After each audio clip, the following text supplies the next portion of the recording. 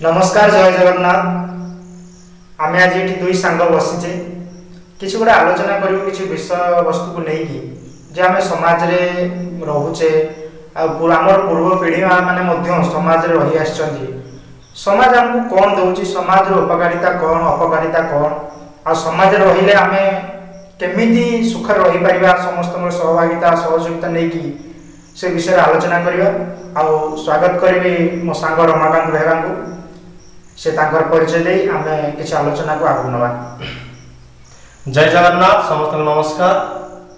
आज बहुत गोटे भल विषय वस्तु पर आलोचना होगा जाउछि जहाँ मोर मित्र बहुत दिन तले कही कि आम से विषय किसी समाज किसी बार्ता देवाई तो से आम आज दुई जन जाक एगेड़े आज बसीचु।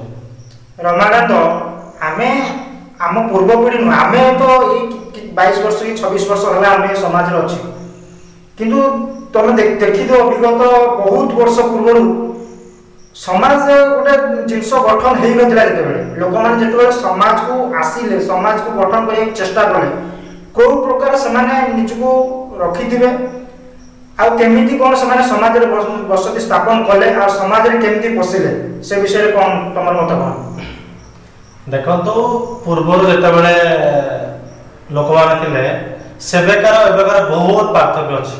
अच्छा सेते देखो माने समस्त को सहयोग साहाय्य भाईचारार जो परिचय सेटा माने थिला सेते बेले किंतु एबे वर्तमान सेटा सेतो जीवित थिला एबे वर्तमान अछि किंतु बहुत मात्रा कमी जाइछि। अच्छा तनकर मनुष्य निज वर्तमान में एबे कोन होछि ना मनुष्य तार निज स्वार्थ पछर बेसी धाई बोलुछि एबे तनकर जो शांतिटा पाइबा कथा एबे भी सेटा पाई पारो नाही निश्चित भाव में। कारण रमाकांत तुम देखा जीव जे सेतेबेले जो लोक मैंने थिले सेतेबेले निज स्वार्थ कौन से जान नथिले कारण से जो बसति रे स्थापन करथिले अल्प बहुत से केवल से मनुष्य जो आख पाखरे केवल से मनुष्य हिसाब से बंचिक रोथिले गोटे प्रकार से सकाळ उठिबा एवं संज पर जो आम घर को फेरिबा मध्य जो समय रोची से भीतर ही बांटुले से समय जहाँ फल कि समाज माने उपस्थिति कौन अवस्थिति कौन आउ भीतर सहयोगिता कौन एवं सहभागिता कौन जहाँ को लेकिन से बंची पारे समाज रे से ऊपर बहुत रही गुरुत्व रही। कारण एबेकार लोक मैंने जोड़ा कह गले एबे लोक मान मिसिया को समय नहीं गोटे कथा तुम देखु लोक मैंने मिसिया को समय नहीं जहाँकि सबुठू बड़ दुखर विषय लोक मान भितर जो स्नेह श्रद्धा भाव रही आगुरी लोक भितर से स्नेह भाव एवं देखा मिलूनी। तो गोटे जिनस यही परिप्रेक्षी तुम समाज को कौन गोटे वार्ता दब जो वार्ता कि लोक मान पाखे पहुँचो और लोक मैंने निज निज भितर भातृभाव जेकोसी मध्यम हो गोटे आम तो मनीष हिसाब से समस्त रोचे सामाजिक स्तर में आम रोचे आम किसी गोटे एमती गोटे मध्यम हिसाब से समस्त जमी गोटे बंड हो समस्त एकाठी रहा जहाँफल कि आम से पुणी हजि जा स्नेह श्रद्धा भाव निस्वार्थपर सेवा निस्वार्थपर भाव आम जमी सामाजिक स्तर में बसुले कथबार्ता होते से जो खुशीटा को आम केमती फेरी पाइबा।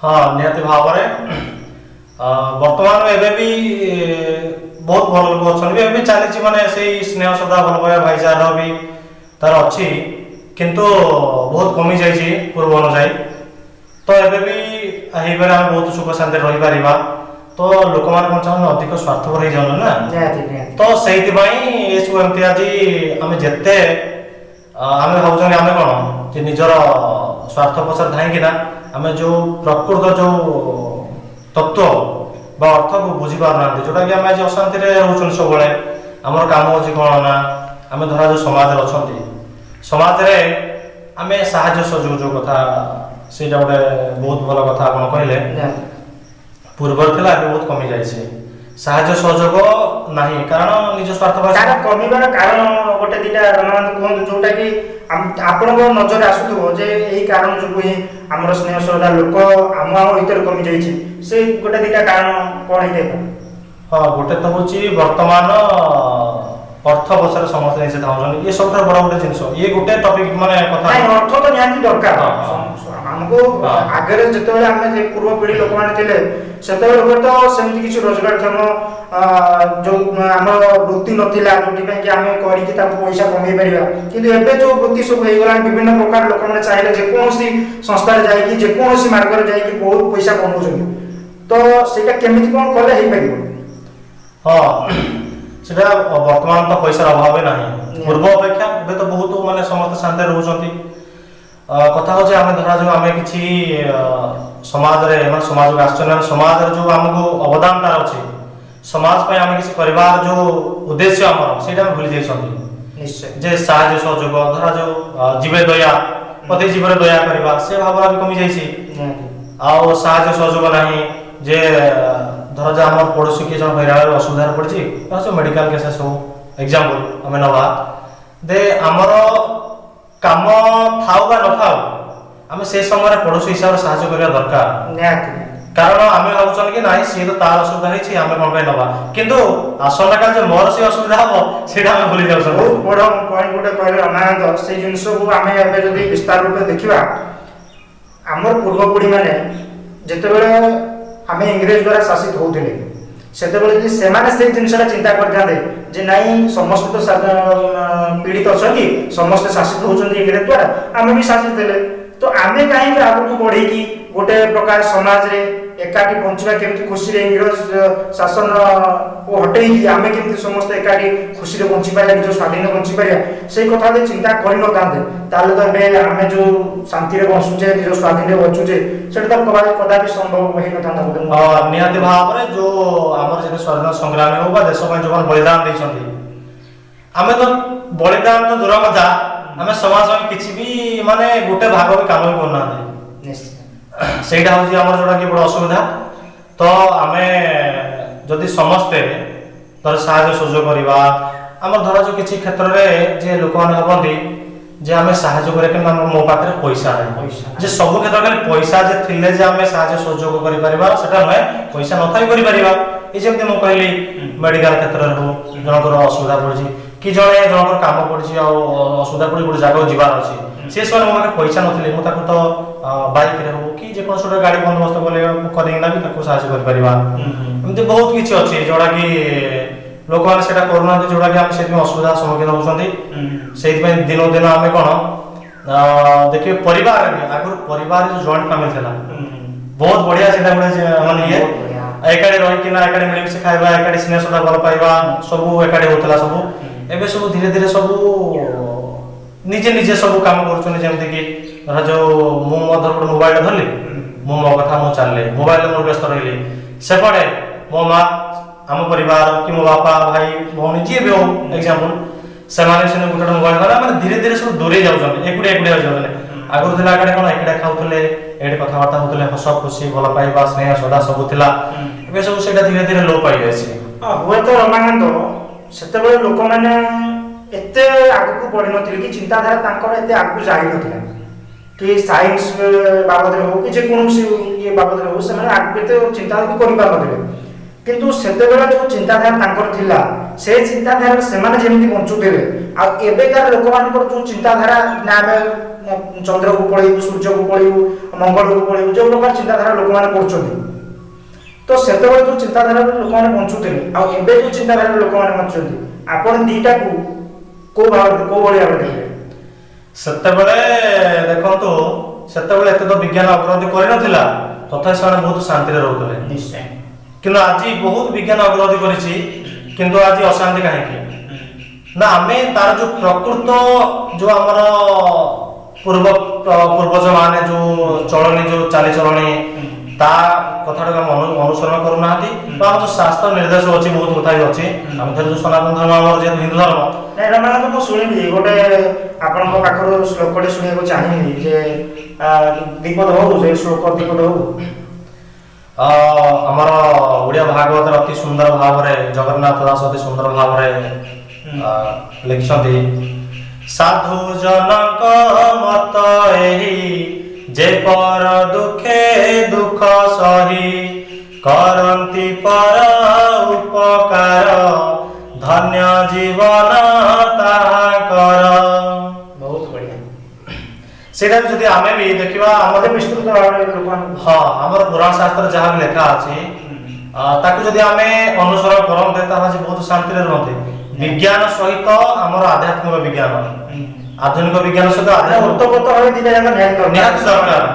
ହଁ, ତ ଯଦି ଆମେ ସେଇଟା ଯଦି ଉତ୍ତପ୍ରୋତ ଭାବେ ଆମେ ତାକୁ ସାମଞ୍ଜସ୍ୟ ବାଲାନ୍ସ ରଖିକିନା ଯଦି ଆମେ ଚଳିବା ତାହେଲେ ସମାଜରେ ଶାନ୍ତି ପାଇବା। ଦେଖନ୍ତୁ ଆମେ ତାର ବହୁତ କିଛି ଅଛି ଯୋଉଟାକି ଆମେ ଯେମିତି କହିଲି ଯୋଉ ଭାଗବତ ଲେଖା ହେଇଛି ବହୁତ ବଢିଆ କଥା ଯେ ଆମେ ସାହାଯ୍ୟ ସହଯୋଗ କରିବା, ପର ଦୁଃଖରେ ଦୁଃଖୀ ହବା। ଏ କଣ ସେମାନେ ଯୋଉ ଲେଖିଥିଲେ କଣ ମିଥ୍ୟା? ସେଇଥିପାଇଁ ତ ଆମେ ସେଇ କଥାଟାକୁ ମାନୁନାହାନ୍ତି। ହୁଏତ ଆମେ ତାକୁ ଗୋଟେ ବୈଦିକ ଜ୍ଞାନ ବା ଆଧ୍ୟାତ୍ମିକ ଜ୍ଞାନ ହିସାବରେ ନ ନେଇ ଆମେ ଗୋଟେ ସମାଜର ବାର୍ତ୍ତା ଭଲ ହିସାବରେ ତାକୁ ତ ଆମେ ଅନୁସରଣ କରିପାରିବା। ସେ କଥାଟାକୁ ବାଣୀଟା ଯୋଉମାନେ ବ୍ୟାସଦେବ ଯୋଉ ଭାଗବତ ରଚନା କଲେ ତାକୁ ଓଡ଼ିଆ ଭାବରେ ଯାହା ବି ଆମର ବ୍ୟାସ ଏଇ ଯୋଉ ଜଗନ୍ନାଥ ଦାସ ବର୍ଣ୍ଣନା କରିଛନ୍ତି। ବହୁତ କିଛି ଅଛି ଆଜି ସାହାଯ୍ୟ ସହଯୋଗ ଯେମିତିକି ଜୀବେ ଦୟା, ପ୍ରତି ଜୀବରେ ଆଜି ଦୟା ନାହିଁ ଦେଖିବେ, ଯାହା ଫଳରେ କି ଏସବୁ ବିଶୃଙ୍ଖଳା ଦେଖିବେ। ହଁ ନିହାତି ଭାବରେ ପ୍ରତି ଜୀବରେ ଦୟା ନାହିଁ। କାରଣ ଆମେ ଯୋଉଭଳି ଭାବରେ ମାନେ ଆମର ଆକ୍ଚୁଆଲି ଆମେ କାହାକୁ ତ ମନା କରିପାରିବା ନାହିଁ। ଯେକୌଣସି ଆମେ ଦେଖନ୍ତୁ ଆମର ପୂର୍ବ ଅପେକ୍ଷା ଏବେ ବହୁତ ମାତ୍ରାରେ ବର୍ତ୍ତମାନ ଆମିଷାସୀ ସବୁ ଲୋକ ହେଇଗଲାଣି। ମାନେ ଯୋଉଟାକି ସିଏ ବି ଗୋଟେ କେମିତି ନା ସେତେବେଳେ କଣ ତା ଅର୍ଥ ମାନେ ଆମେ ଯଦି ଆମିଷ ଖାଇଲେ ଯେ ନ ଖାଇଲେ ତାର କିଛି ବହୁତ କିଛି ଅଛି ବି, କିନ୍ତୁ ଆମେ ତାକୁ ବାଲାନ୍ସ କରିବା ଦରକାର ସବୁବେଳେ। ଯେମିତିକି ଆମେ କଣ କୁକୁଡ଼ା ହଉ କି ଛେଳି ହଉ ଦେଖିବେ ଗାଈ ଆମେ ନୃଶଂସ ଏଇଭଳି ଭାବରେ ହେଇଯାଉଛନ୍ତି ଯେ ଆମେ ଧର ଗୋଟେ ଜୀବକୁ ଦୟା କରୁଛନ୍ତି, ଆଉ ଗୋଟେ ଧର ବାଟରେ ଯାଉଛେ ଗୋଟେ ଗାଈ ଗୋରୁ ଯେକୌଣସି ଗୋଟେ ଖଣ୍ଡିଆ ଖାବରା ହେଇ ପଡ଼ିଛି, ଆମେ ତାକୁ ଉଦ୍ଧାର କରୁଛେ। ସେତେବେଳେ ଆମର ମନୋଭାବ ଯାହା ଅଛି ସେ ଜୀବ ପ୍ରତି, ଆମେ ଧର ଯେତେବେଳେ ଯଦି ଗୋଟେ ହତ୍ୟା କରୁଛେ ଗୋଟେ କୁକୁଡ଼ାକୁ ଛେଳି ଦେଉ, ସେତେବେଳେ ମନୋଭାବ ଯାହା ଆସୁଛି ସେଇଟାକୁ ନୃଶଂସ, ସେତେବେଳେ ମଣିଷ ନୃଶଂସ ହେଇଯାଉଛି। ତ ସେଇ ଭାବଟାକୁ ପରିତ୍ୟାଗ କରିବାକୁ ନିହାତି ପଡ଼ିବ, ଯାହାଫଳରେ କି ଆମ ଭାବରେ ଦୟା, ସ୍ନେହ, ଶ୍ରଦ୍ଧା ଭାବ ସବୁ ଜାଗ୍ରତ ହେବ। ହଁ କି ନାହିଁ? ନିହାତି ଭାବରେ ଯୋଉଟାକି ଆମେ ଧରା ଯୋଉ ଏକ୍ସାମ୍ପଲ ଆମେ ଧର ଯୋଉ ଆମିଷ ମୁଁ ଖାଇବି ନାହିଁ, ତ କାହାକୁ ମନା ନାହିଁ, ଖାଇପାରିବେ ଆପଣଙ୍କ ଇଚ୍ଛା, ସେଟା ତାର ବ୍ୟକ୍ତିଗତ ବ୍ୟାପାର। ତାର ଖାଇବା ଦ୍ୱାରା କଣ ହଉଛି, ଆମେ ଯେତେବେଳେ କୁକୁଡ଼ାଟାକୁ ମାରୁଛନ୍ତି ବା ଗୋଟେ ମାଛଟାକୁ ବା ଛେଳିଟାକୁ ସେ ଯୋଉ ଛଟପଟ ହଉଛି ନା, ଆମକୁ ଯେମିତି ସାଧାରଣ ଦେଖିବେ ଗୋଟେ ଛୁଞ୍ଚିଟା ଫୁଟି ଦେଲେ ଆମ କେତେ କଷ୍ଟ ଲାଗୁଛି। ଆମେ ତାକୁ ମାରିକି ତାକୁ ଖାଉଛନ୍ତି, ମାନେ ଏତିକି ଦୟା ଆମେ ନାହିଁ। ସେ ଛଟପଟ ବହୁତ ହଉଛି ତାକୁ ମାରିନା ଖାଉଛନ୍ତି, ପୁଣି ମାରିକି କଣ ମଲା ପରେ ବନ୍ଧୁ ଆପଣ ଜାଣିଥିବେ ଯେ ମଲା ପରେ ଯୋଉ ଜିନିଷ ତାକୁ କୁହାଯାଏ ଶବ, ସେ ଶବଟାକୁ ଆମେ ଖାଉଛନ୍ତି ଜାଣିଛନ୍ତି।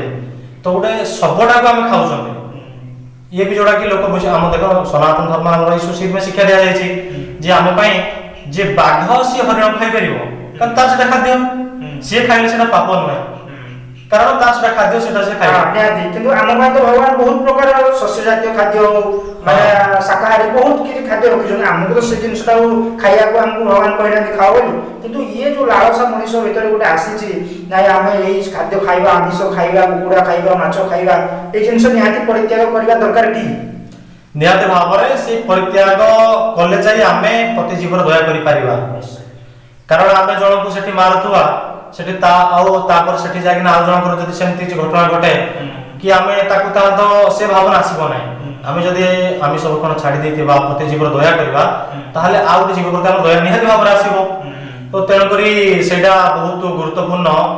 ଆଉ ଆମେ ବିଷୟବସ୍ତୁରୁ ବାହାରକୁ ପଳେଇଲେଣି, ଆମେ ଥିଲେ ସୁଖ ଶାନ୍ତି ଇଏ ବି ପ୍ରକାର ଗୋଟେ ପ୍ରକାର କେମିତି ମଣିଷ ଶାନ୍ତି ରହିପାରିବ ସମାଜରେ, ସେ ଗୋଟେ ପ୍ରକାର ରହୁଛି। ରମାନ୍ତ ଗୋଟେ କଥା କହିବି ଯେ ମଣିଷ ସମାଜରେ ରହୁଛି, ଆମେ ତ ସାଧାରଣତଃ ଗାଁରେ ବସବାସ କରୁଛୁ, ତ ଗ୍ରାମରେ ଗୋଟେ ପ୍ରକାର ଅନ୍ଧବିଶ୍ୱାସ କେବେ ଦେଖିଛନ୍ତି? ଅନ୍ଧବିଶ୍ୱାସ ଯୋଉ ପ୍ରକାର ଅନ୍ଧବିଶ୍ୱାସ ରହୁଛି କି ବିଶ୍ୱାସ ଅଛି, ଅନ୍ଧବିଶ୍ୱାସ ଅଛି, ଲୋକମାନେ ଯେହେତୁ ବିଶ୍ୱାସଟାକୁ ମାନେ ମନ ଭିତରକୁ ନେଉନାହାନ୍ତି, ଅନ୍ଧବିଶ୍ୱାସଟାକୁ ବେଶୀ ମନକୁ ନେଉଛନ୍ତି। ଦେଖୁଥିବେ ସେମିତି କିଛି ଉଦାହରଣ? ହଁ, ବହୁତ କିଛି ଅଛି। ଦେଖିବେ ଯେମିତିକି ଧରାଯାଉ ଆଜି ବି ଲୋକମାନେ ଈଶ୍ୱର ବିଶ୍ୱାସ ହେବା ଦରକାର, ଅନ୍ଧବିଶ୍ୱାସ ହେବା ଦରକାର ନୁହେଁ। ଯେ ପ୍ରକୃତ ଯୋଉ ତତ୍ତ୍ୱର ଅର୍ଥ ନ ବୁଝି ସେଇଟା ସେ ନ ବୁଝି ବର୍ତ୍ତମାନ ଯେମିତି କୁହନ୍ତି ଅନ୍ଧାରରେ ବାଡ଼ି ବୁଲେଇବା ସେଇ ଟାଇପର। ଗୋଟେ ଗୋଟେ ଛୋଟ ଉଦାହରଣ ଦେଖିବା। ଆପଣଙ୍କ ଜୀବନରେ ନିହାତି ତ କିଛି ସାମ୍ନାସାମ୍ନି ନିଜ ଉପରେ ନ ବିତିଥିଲେ ବି ସାମ୍ନାରେ କି ପଡୋଶୀରେ ସେମିତି କିଛି ଉଦାହରଣ ଘଟିଥିବ ତ? ହଁ, ବହୁତ ଅନ୍ଧବିଶ୍ୱାସ ଅଛି।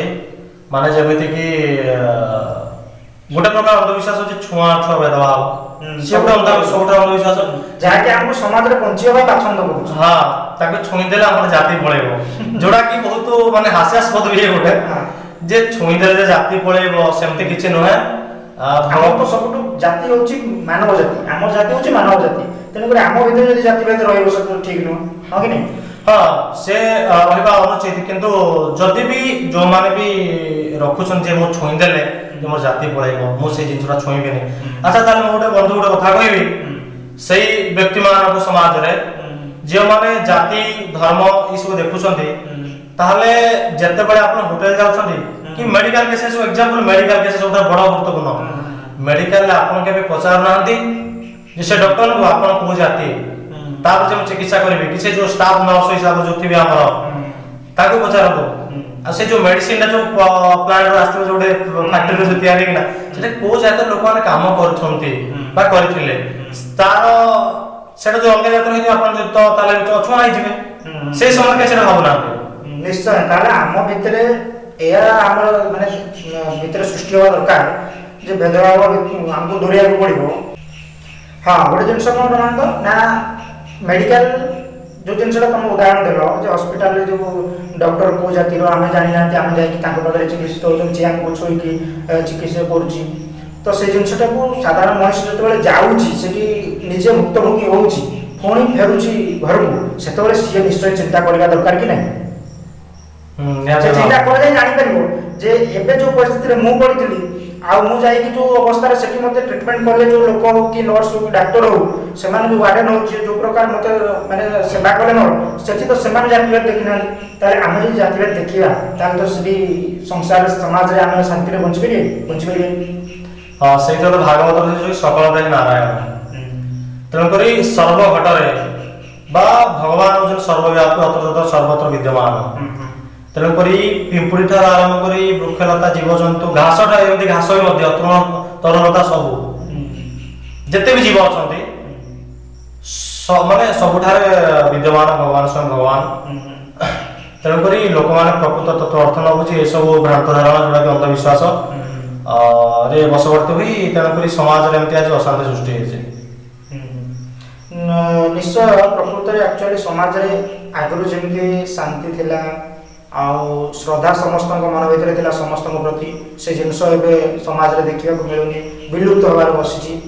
ଆଉ ସେ ଜିନିଷକୁ କେମିତି ଆମେ ଫେରାଇ ଆଣିପାରିବା, ଆଉ ସମସ୍ତଙ୍କ ସହଯୋଗୀ ସହଭାଗିତାରେ ଆମେ କେମିତି ବସବାସ କରିପାରିବା ସମାଜରେ, ସେଇ ପ୍ରତି ଆମେ ନିହାତି ଭାବରେ ଦୃଷ୍ଟି ଦେବା। ରମାନନ୍ଦ, ଆଉ ଶେଷରେ ମୁଁ ଏହା କହିବାକୁ ଚାହିଁବି ଯେ ସମାଜରେ ଯଦି ଜଣେ ରହୁଛି, ଆମର ଯେଉଁ ଗାଁ ବସବସ୍ତି ଆମେ ଯେଉଁ ବସବାସ କରୁଛନ୍ତି, ଗାଁରେ ବସ୍ତି ବାସିନ୍ଦାରେ ବସବାସ କରୁଛନ୍ତି, ସେଠି ତ ବିଭିନ୍ନ ପ୍ରକାର ଯେଉଁ ରହୁଛି ଘର କଳହ କି ଯେକୌଣସି ଗ୍ରାମରେ ଥିବା ଲୋକମାନଙ୍କ ଭିତରେ ଯେଉଁ କଳହ ରହୁଛି, ସିଏ ବି ଗୋଟେ ପ୍ରକାର ମାନେ ଶାନ୍ତିକୁ ହଜେଇ ଦେଉଛି ଏବେ ଲୋକମାନଙ୍କ ମଧ୍ୟରେ। ହଁ, ଏବେ ବହୁତ ଦେଖିବେ ପରିବାର ଭିତରେ ବହୁତ ଝଗଡ଼ା, ମାନେ ଯୋଉଟା କି ଯୋଉ କଥାକୁ ନ ନେଇକି ସେ କଥାରେ ଝଗଡ଼ା ହଉଛି, ଛୋଟ ଛୋଟ ଜିନିଷକୁ ନେଇକି ବହୁତ ବଡ଼ ତାକୁ ଆକାର ଦିଆହଉଛି, ଯାହାଫଳରେ କି ଆମ ଘର ପାଖରେ ଦେଖନ୍ତୁ, ତମ ଘର ପାଖରେ ଆମ ଘର, ତମ ଭିତରେ ଆମ ଭିତରେ ଝଗଡ଼ା ହେଲା, ତାକୁ ଦେଖିଲା କିଏ ନା ଆମ ଘର ଆର ପକ୍ଷର ଲୋକ ଦେଖିଲା, ତ ସେଇ ଜିନିଷଟା ସିଏ ଅଶାନ୍ତି, ଏଇ ଜିନିଷଟା ଆମ ଭିତରେ ଅଶାନ୍ତି ହେଲା, କିନ୍ତୁ ତାକୁ ଦେଖି ଆଉ ଦୁଇ ତିନି ପରିବାର ସିଏ ବି ଅଶାନ୍ତିରେ ରହୁଛି, ହଁ କି ନିହାତି ଭାବରେ। ତେଣୁକରି ଯାହା ବି ଯୋଉ ମାନେ ଝଗଡ଼ା ଚାଲିଛି, ଯଦି ତ କିଛି ଏମିତି କାରଣ ନିହାତି ପରିବାର ଝଗଡ଼ା ଅଛି, କିନ୍ତୁ ଏମିତି ଯଦି କିଛି ସାଧାରଣ ଛୋଟ ଛୋଟ ଝଗଡ଼ା ତ ଘରେ ରହିବ, କିନ୍ତୁ ସେଇଟାକୁ ଘର ଭିତରେ ରଖିବା ଦରକାର, ଭିତରେ ବାହାରକୁ ସେଟା ବାହାର କରିବା ଦରକାର ନାହିଁ। ଘର ଭିତରେ ତା ସମାଧାନ କରି ଘର ଭିତରେ କେମିତି ସୁଖ ସୁବିଧା, କାରଣ ଆମେ ସକାଳୁ ଉଠିଲେ ପୁଣି ସେ ପରିବାର ରହିବା, ସେ ସକାଳୁ ଉଠିଲେ ମୋ ଲେଖା ରଖି ଆମ ଭାଇ ବାପା ମୁଁ ସେ ଟିକେ କାମ କରିବ, ବାପା ମୁଁ ସେଠି ଯାଉଛି, କି ମା ମତେ ଭାତ ବନେଇ ଦିଅ, କି ଏମିତି ସ୍ୱାମୀ ସ୍ତ୍ରୀ ବିଷୟରେ ହଉ, ଭାଇ ଭଉଣୀ ଯାହା ବି ହଉ, ସେ ଗୋଟିଏ ଘରେ ରହିବା ଆମେ। ତେଣୁକରି ଯାହା ବି ଝଗଡ଼ା ଅଛି ତାକୁ ସମାଧାନ କରି ସେ ଘର ଭିତରେ ରଖିବା ଦରକାର, କଥାଟା ବାହାରକୁ ପ୍ରକଟ କରିବା ଉଚିତ ନୁହେଁ। तो निहाती भाव में देखुले कि समाज रे केमती आमे जदि निज निज भितर स्नेह श्रद्धा रखिबा ताहले आमे निहाती शांति रे रहि परिबा एवं आगामी पीढ़ी को आमे गोटे वार्ता दे परिबा जे शांति माध्यम रे केमती आमे पूर्व आम पूर्व पीढ़ी मैंने जमी बसति स्थापन करके रोते छोट छोट पड़ा हो गाँ हो जेकोसी शांति रोते सेमती आम रहीपर से दृष्टि देवा एवं समस्ते केमती शांति विश्व को शांति जीवित कर रखा से विषय ध्यान देवा। जय जगन्नाथ। नमस्कार।